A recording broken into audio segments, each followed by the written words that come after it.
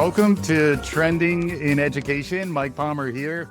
Excited to talk about math and a book called Math Mind, The Simple Path to Loving Math. It rhymes. And I am joined today by the author and the founder and CEO of Zearn, Shalinee Sharma. Shalinee, welcome to Trending in Education. Thank you so much for having me. I'm so excited to be here.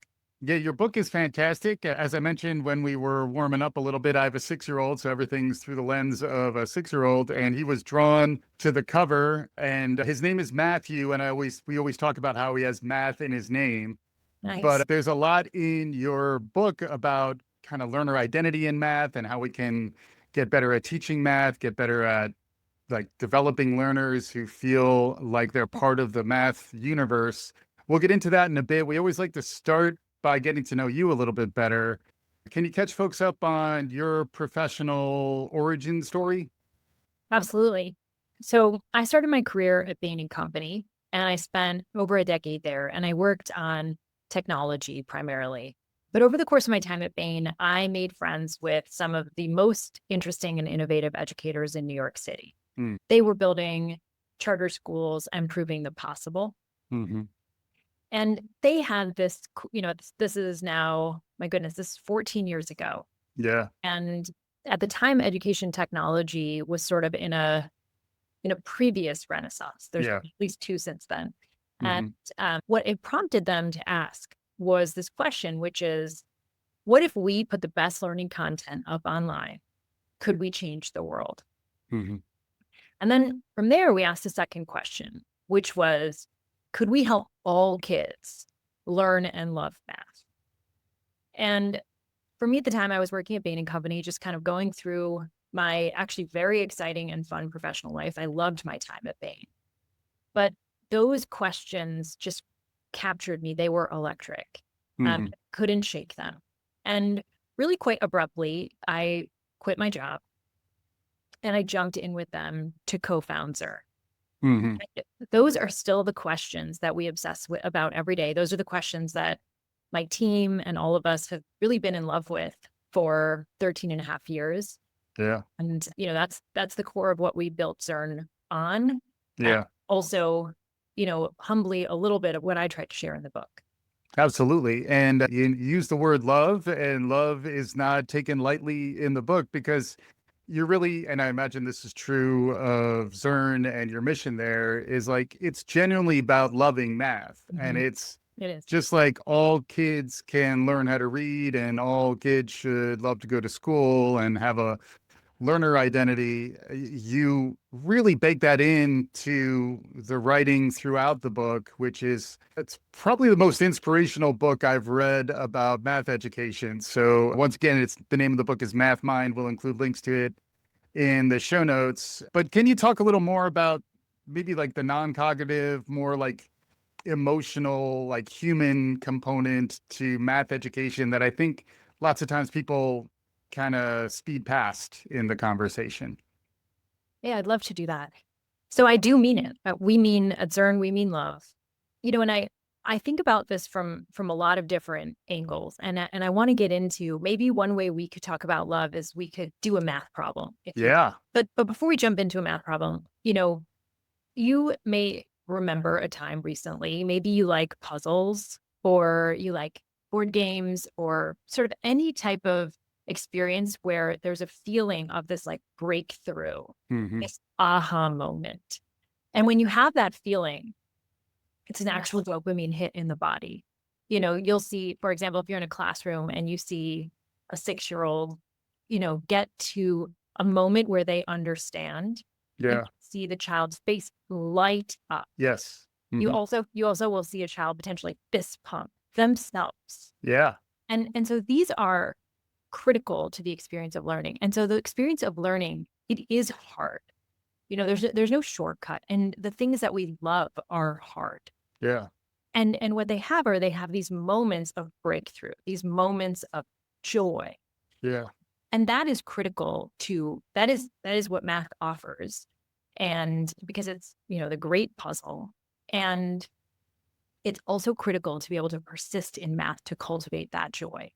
And it's Right. also critical to persist as a learner, to know that if you push through, you're going to get to the other side. And right now it doesn't feel great, and then it's going to feel awesome. And Hmm. that metacognitive knowledge is critical. My Yeah. team at Zearn is obsessed with this very specific part of math learning. So there's millions of kids completing billions of problems on the platform. And what we Right. study is that moment when children hit the I don't know moment, and what happens and how we can support them, and then how they break through to that aha moment. Mm. And I'd love to do a math problem together to Yeah. experience. Please. And sorry, I'll say one last thing, which is I think, we're both parents and experimenting on our children all the time with Yeah. what we can do around education, as we talked about earlier. And I think about this always as a mom. I think about, it's okay. Like, I'm the mom of 14-year-old twin boys. And, there are the heartbreaks of them, trying and failing. Sure. But the greatest heartbreak is when they don't try. Hmm. There's just no words for that. Yeah. And so what we want is we want our children to try. Hmm. And so anyway, so let's jump into a math problem and try to see how it can feel like love Yeah. and feel like drudgery, which is really the options of how we present mathematics. So one thing I talk about in the book and we teach on Zearn is that we can teach axiomatic proofs. So we have this idea that axioms and proofs, that's for high school, or that's for smart kids, or that's for Yeah. geniuses, or Socrates. Yeah. like, whatever. It's just not for regular people. Right. That's not actually true. So we're going to do a proof right together. Yeah. All right. Okay. And you can go home and do this with your 6-year-old and have a lot of fun. Hmm. So we're going to prove that n times 0 equals 0. N represents any number. So any number times 0 is 0. So let's Okay. proof of that. Proof of that is actually deeply in understanding what even multiplication is. And when you do that, it transforms mathematics to fun. Hmm. So, okay, let's start with just math we know that's easy for us. Like 3 times 2 equals 6. So now what is 3 times 2? What does that even mean? So what multiplication means is multiplication is about taking groups that have the exact same amount and essentially combining them more efficiently.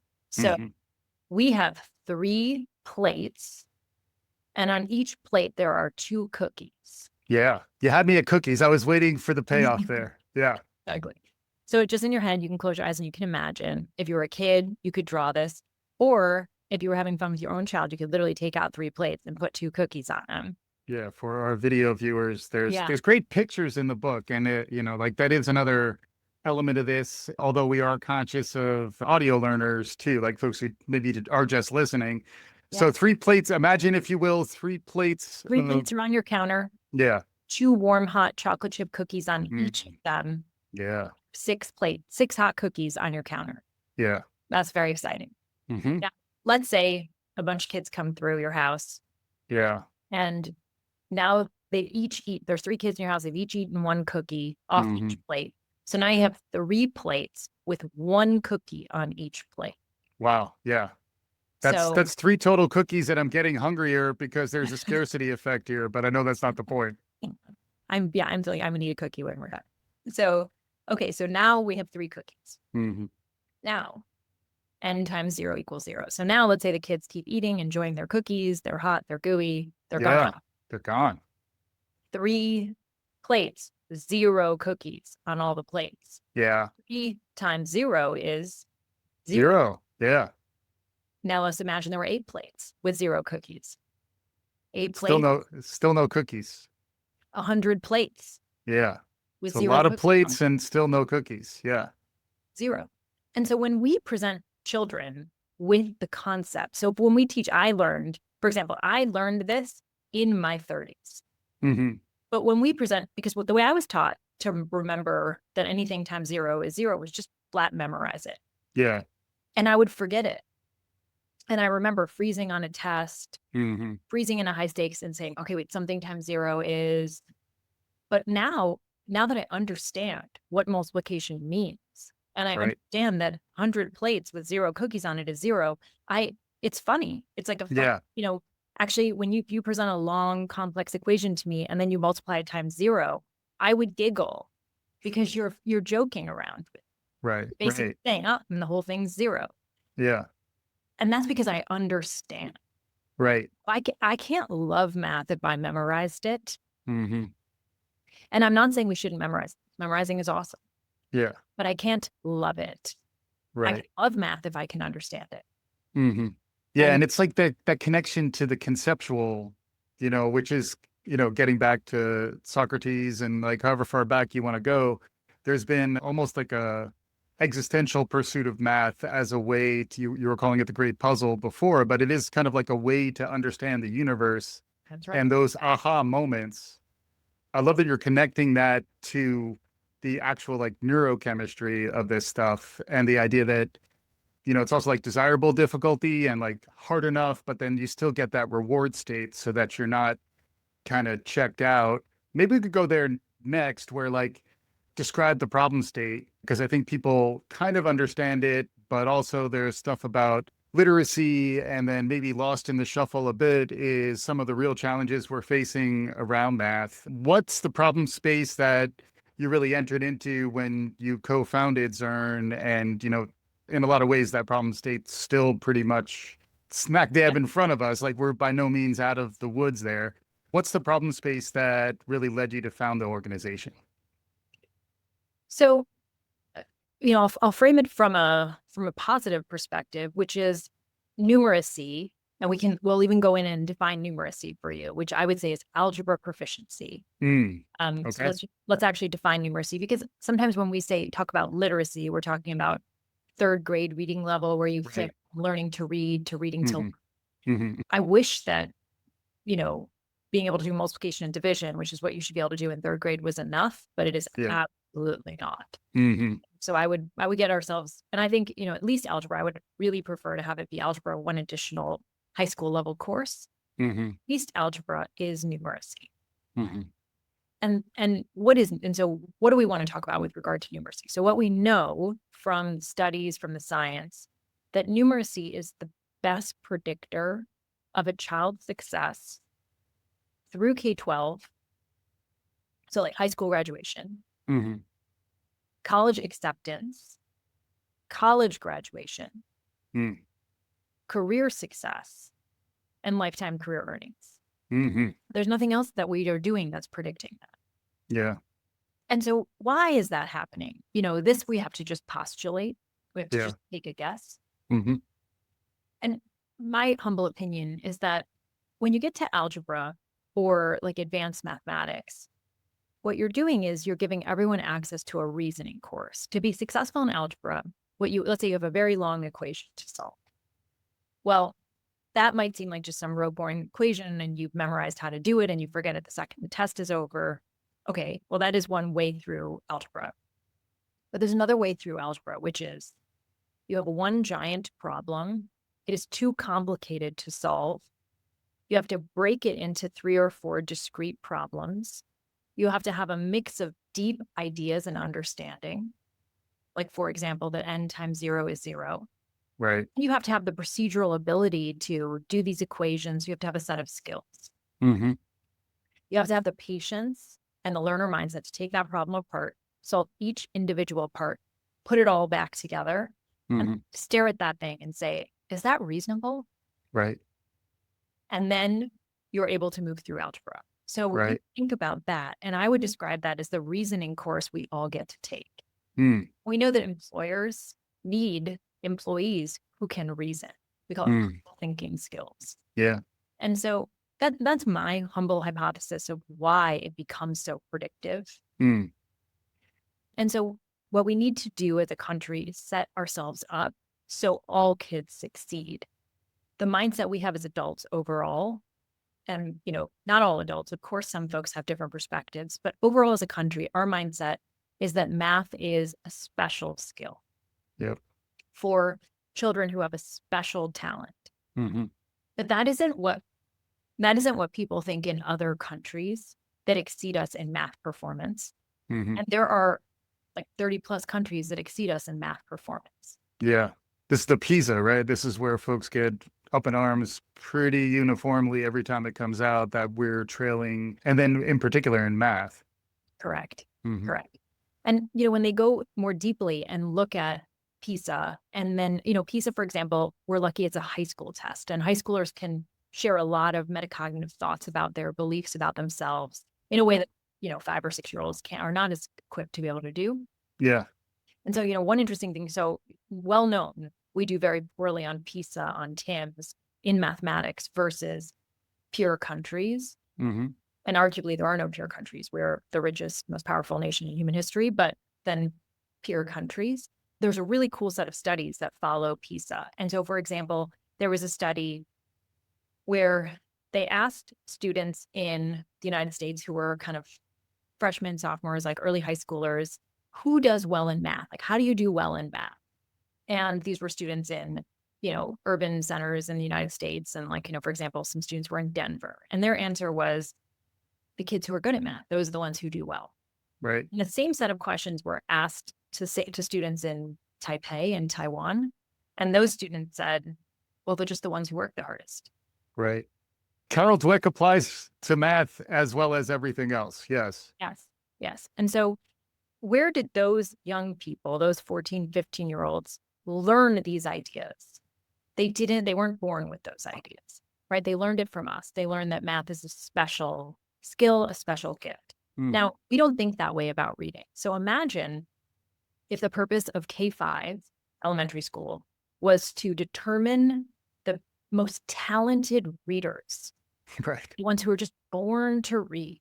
Yeah. And then we had just an elaborate sorting system that was, a lot of it was self-sorting because of the kinds of statements we made.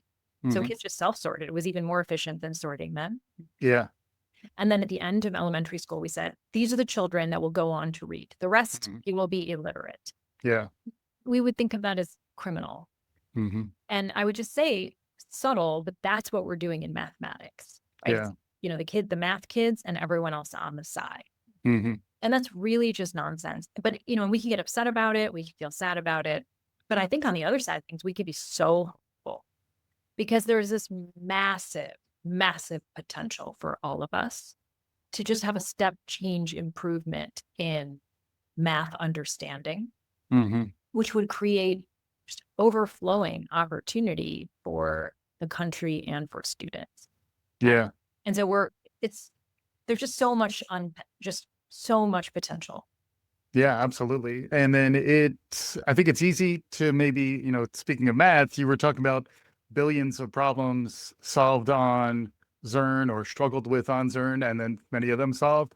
Can you just describe the scope and like the nature that got you to that number, which for those of you who are less math savvy, billions of problems, that's a pretty impressive number. That's a lot of scale from which I think you can learn a lot. Absolutely. So, as I shared, numeracy is the best predictor of a child's success. The problem we're working on at Zearn is we're making numeracy more accessible, more widespread. We don't have enough children getting to numerate. We don't have enough young people who are numerate. Yeah. That's why we founded Zearn. So to do this, we've built a K-8 online math program that's a complement to daily Tier 1 instruction. Tier 1 instruction means all kids every day. Yep. So the core kind of 60, 90-minute math block. And the goal of how you use Zearn as a daily digital complement is that we're supporting students accessing grade level instruction. So what we're not doing is diagnosing a child who, let's say, is in 3rd or 4th grade, has some mislearning from previous grade levels, and then just drilling 1st and 2nd grade math. We're sitting in partnership with you with that child in 4th grade. If they're missing bits of 2nd grade math, we're bringing that into 4th grade. And and we're focused on succeeding in grade level math. Makes sense. And so, the content and we can talk about this, we talked about concrete understanding. Yeah. There's another component that's really important for children to learn mathematics, which is having this mix of conceptual understanding. N times 0 is 0. You just need to know your math facts. You got to know them.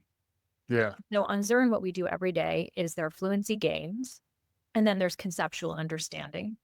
And each lesson ends with a mastery-based quiz that you have to get 100 on. And you get as many tries as you need. Like, Michael, you might need 2 tries. I might need 10. It doesn't Yep. matter. We both get 100. And we have Mhm. boosts and support we need that's exactly customized to the child. And then off you go to the next lesson. And so Yeah. that's what we built. It's scaled across the country. It's in all 50 states. And there's millions of kids on the platform. And it's used, very heavily used. And so Yeah. I'm not sure. I think we're at tens of billions of problems solved at this point. And then you've mentioned a few times sort of a metacognitive element to this, thinking about how you feel about math and like measuring kids' confidence in their own ability, which is actually a driver of their success. Cause I think there is that risk that kids take an off ramp and become disengaged, which Yes. is why the actual problem solved is a good metric where like they're not just logging in, they're actually engaging with the platform and learning this stuff at that scale. Like, what have you uncovered? It does seem like it's really there are examples throughout the book, but what have you uncovered around, what drives that level of engagement and prevents folks from taking that off ramp and kind of checking out about math? So I want to say that we strive to continuously get better at that. And, we have wonderful app data that shows us histograms of engagement, and we're always tweaking to get better. So by no means have we solved that problem. That is a Yep. problem, we're honored to get to work on for, really the rest of our lives. At the same time, I would say that we do have some lessons that are really interesting to share. I wish that there was a solution where we could support children's confidence without building their competence, but there is no way through. Mm. And, if you had to pick the order to go in, ideally you're doing both at the same time, a little competence, little competence, little confidence. But Yeah. you had to pick one way to go through, it would be competence. Yeah. I was thinking the other, you could call it a Dunning-Kruger machine. Yeah. Yeah. Yeah. I'll give you a simple example of like, playing on the baseball team. One of my sons wanted to play on the baseball team and was not feeling confident. Hmm. And I could have said to him, "You're the best, you're so wonderful." And, you know, you're so, he happens to be very tall. You're so tall, you know, but instead what we did was just play catch with him every single night Yeah. because he needs to know he can catch that ball. Hmm. And because he wanted to, whatever position he wanted to play, he needed to be able to catch the ball. Yeah. And so now that doesn't mean I'm not also saying, we believe in you, we support you, but then we're out there, my husband or I, and we're playing catch with them every single night. So Yeah. we have to put competence and confidence together. So I'll give you an example of one of the things we learned when children disengage and how we change the program. And we call it internally like friendly question. Mm. So when we're going to do something hard, a lesson is coming up in Zearn, and we know it's a hard lesson empirically. We know this is difficult mathematics that children in every single learning environment and every single set of test data we have, children struggle with. Like, Yeah. give you an example of something empirically difficult, which is moving from fractions to decimal operations. That's Yeah. what we do in 4th and 5th grade. And, you might remember even in your time at Kaplan, adult learners and their decimal operations being shaky, right? Absolutely. Hmm. So we can say this is an empirically difficult thing that we need to put a lot of time and effort into learning. No big deal, like lots of empirical difficult things we learn. So as let's say we're approaching that work, we would start some of the conceptual lesson part with a friendly question. Mm. Why do we want to be friendly? Just no different than if you were playing catch with your son, Hmm. wouldn't ask him to go 50 yards back, and throw a difficult ball to him. Right. He would miss Hmm. because he would feel bad. And then that feeling would overwhelm the rest of the 20 minutes you were trying to play catch. Yeah. So you start closer together and you slowly move apart, Yeah. A little warm up. Yeah. friendly. Hmm. And so similarly, when we can be friendly, we find that the same student with the same starting test scores leans in with us. Hmm. It's just common sense, but we get to see it at scale. And so that's Yeah. an example of an engagement strategy. And I'll just underline again where I began that I wish there were engagement strategies separate from the mathematics that worked. Like, Yeah. get a lot of points, get a lot of gems, and then buy a hat, put a hat on your character. I wish that stuff worked. Hmm. because it's much easier, but it doesn't. Not Yeah. what I just said works. Now, that doesn't mean we don't want to bring joy. It doesn't mean we don't want to bring fun. I'm not against that. But Right. but we really need to put competence and confidence right next to each other as we're supporting children to learn. Yeah. It's interesting. Like, I think you're pointing out the importance of motivation and persistence around practice, where, deliberate practice is something that folks talk a lot about, but it's hard to get that going. And then, even in those contexts, like thinking of failure as an opportunity to learn as opposed to a time to be evaluated. This gets back to like even maybe sharing too much about my struggles with my son, but I feel like when I'm trying to help him learn how to throw the ball better, he'll say he's sorry when he didn't catch or throw it right. And I'm like, I'm not saying this to tell you you're wrong. I'm saying this to just kind of try to help you do better the next time. And I feel like that sense of friendliness and warmth, getting back to, talking about love at the beginning, like I think there are ways to almost signal that this is a safe place and that this will ultimately benefit you in the long run. It almost makes me wonder about, the analogy in reading around, read alongs and read alouds, the idea of like talking to your child about their math homework. It's something I'm doing now, but it's like, how do you kind of remind people to continue those good practices throughout their entire lives? I did want to get into AI because it is Okay. 2025 and everybody's talking about it. And I think the same way people think about math people, I think a lot of people are assuming that math people are now running AI. Mhm.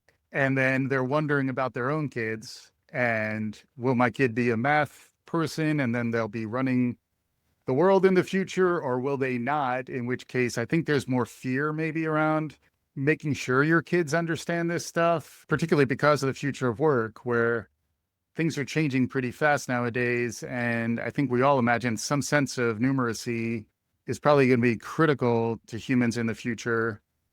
How are you thinking about that? I imagine there's also AI you can bake back into your platform as well, but AI is a big topic. Come at it however you like. Okay. Well, I can't predict what's going to happen to the job market. Yeah. Not even trying. I have my 14-year-old sons. I wonder the same. Yeah. But let me share whatever humble thoughts I have as they pertain to AI. Yeah. Every time there is a technology shift, what we want are general skills of learning, and those folks tend to thrive, right? Hmm. I would call them, if we're using the baseball metaphor, I would call them general athletes. Yeah. I come back to that algebra reasoning course, Hmm. taking a problem, breaking it down into its discrete parts, putting it back together, Hmm. understanding what is going on, Hmm. checking for reasonableness. I can't see how one could possibly navigate the future AI world without more numeracy. Hmm. So I can't see a path where we have a successful society in this future AI world where we don't get to extraordinarily high levels of numeracy versus what we have today. So, Hmm. for example, let's say approximately 20% of eighth graders are proficient in the NAEP. That should be something like 90%. Yeah. So that's my reaction to all these AI developments is we need to hit the numeracy accelerator Yeah. harder. Right. Policy, governors, you know, the administration, everybody should be focused on this. I don't Yeah. understand why anyone wouldn't be thinking about children and focusing on numeracy with the AI horizon. Yeah. You know, at the same time, and there are parts of it that are frightening as they pertain to children. Hmm. We don't need to get into that, but there's lots of frightening use cases for children. Yep. What I would say is there's some very exciting use cases as well for ed tech developers like Zearn. Hmm. There's a blog post on the Amazon website that we put together with them, but we recently deployed Amazon Polly, which is an AI text to speech technology. Hmm. The details don't matter, but what we did was it was unaffordable for us as a nonprofit, as a small platform, to make all the read alouds human and engaging sounding. Yeah. children need because they're early readers, they're Yeah. 6 years old, because they have learning differences. Yep. So we want to make it friendly. We want to invite them into the mathematics. We don't want to have reading, the The word. barrier. Yeah. Yeah, this can't be a barrier. We want to invite you in, participate in the mathematics. Mm-hmm. And that AI technology allows us to create a more accessible, more enjoyable, RCT tested on our platform Yeah. for students. And so there's just phenomenal things that we can start doing to Mm. making the experience more engaging and more accessible for children. Yeah. It's not, I wouldn't even say that it was like, okay, well, now it's more affordable. It was unimaginable for us. We could Right. dream of affording that. Yeah. And now we can do it in, quite literally pennies, fractions of Mm. on the dollar, and, Mm-hmm. minutes versus years. That's the kind Yeah. of thing that we're seeing. So there's a lot of excitement, but I agree when we look at the future of work, to me, I think, okay, we got to move into general athletes, and Yeah. all the general athletes need to be able to be successful at that reasoning course that I talked about. Yeah. I really like that. And I was kind of going there because I think you trained me well. I did just read your book, but it was this idea of you have to have a conceptual model of a system in order to kind of reason against it. And I think there's a prior to that, some folks may not actually have a coherent system where they can say, if this, then that. Some of the basic reasoning is kind of built on some sense of numeracy. And then, even the conceptual angle, which is really written about beautifully in the book, it does seem like we need more conceptual understanding now as the automation is picking up on the computational stuff, although, it's almost like a trust but verify kind of thing where you still need to have the computational stuff so that it's kind of tethered to reality and you can almost keep the AIs in check. How are you thinking about that? There's a lot of focus on conceptual understanding, which I really appreciate because I think frequently that's forgotten when it comes to math. But how do you think about that conceptual understanding, perhaps in terms of future proofing kids today who need to learn ahead of a rapidly changing world? Let's kind of break down math learning for a second into what would be kind of technical parts that I'll first say technically and then like translate for a wider audience. Yeah. Well, we want a strong math mind would be able to demonstrate conceptual understanding, fluency of procedures, math facts, and then application. So they could take that and apply that honestly in a new context where they were demonstrating transfer. Uh-huh. I just used 4 technical. That was good. Thank you for that. Yeah. Yeah. So my 4 technical words, which you enjoyed as an educator, but I'm going to translate for everybody: Yeah. fluency, conceptual understanding, application, and transfer. So let's just like turn that into regular speak. Conceptual understanding. What is even happening here? When I'm done, are these numbers going to be bigger or smaller? Like, what is happening here? Mm-hmm. Fluency with procedures. Okay, I actually have the tools. I know what to do now. I know how to divide past a remainder because I know how to use decimals. Right. And what am I literally doing? I just need to know the skills. How am I doing this? Mm-hmm. Application. I can take that. Okay, yes, I can do that. When you give me the exact same problem every time, I can plug and chug and spit it back to you. But when you give me a new problem, I can pause and think about it, then have the courage, the learner mindsets, the tools, the concepts, and I can bring that to that new problem. I can transfer it into a new context. And we were talking about PISA earlier, and what we see from these top performing countries is children are better able to transfer to new contexts. So when we talk about what will AI generate, new contexts, what do we need that general athlete to be able to do? Transfer to those new contexts. Yes, conceptual understanding is critical part of it, but actually I need all of it. I need all those tools so I can transfer to new contexts. I do agree that one critique we could make of, I can speak of my own math learning experience, and, maybe you can relate, is I was under-taught the concepts because the concepts are for geniuses, right? Like axioms and how they all work. That's for, geniuses. Regular people, you're too dumb. You just memorize it. And that version of teaching and learning mathematics is not going to allow for transfer.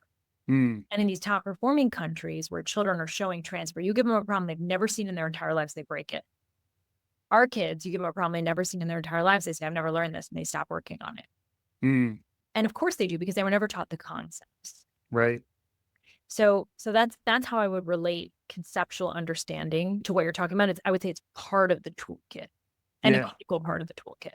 Yeah. Makes sense. And I'm talking to Shalinee Sharma, who's the author of Math Mind, The Simple Path to Loving Math. It's really got great examples in there. We're getting closer to like the lightning round phase, and there's some really great tips in there.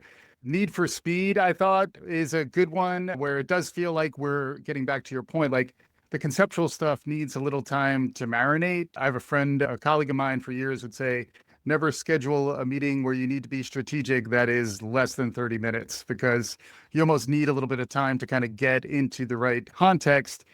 What are some other tips? Need for Speed is one. What are some other tips, lightning round style? I could almost read off your table of contents, which actually has some really great short ways of describing these ways of thinking, ways of teaching.